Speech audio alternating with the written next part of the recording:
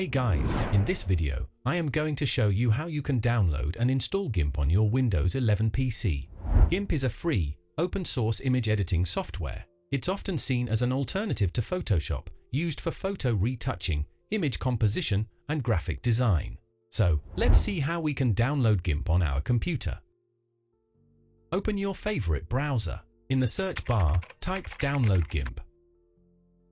Click on the first search result, which should be the official website of GIMP, gimp.org.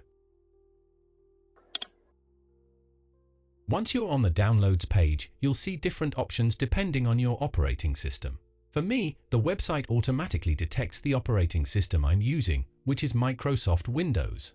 In this case, I just need to click on the orange button to download. Choose where you want to save the installer file.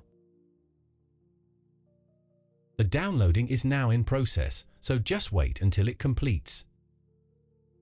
When the download is finished, go to your Downloads folder or wherever your browser saves files. To install it, double-click the installer file or right-click and select Open. When the setup window appears, I'll go with the recommended mode. When the GIMP setup wizard opens, click on Install. The installation process begins. Be patient, it may take a few moments. Great! The GIMP installation is now completed and its shortcut has been added to the desktop.